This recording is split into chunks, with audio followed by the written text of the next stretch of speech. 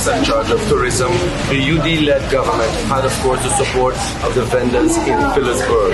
Having been the Minister in charge of tourism for the past year and months, it would not have been me, would not have been Stuart Johnson if I had not have remembered day in, day out the plight of the vendors in Phillipsburg. I looked through my window whenever I was in office and saw hard work, commitment, dedication in terms of making sure our tourism product represents our Caribbean natural flavor.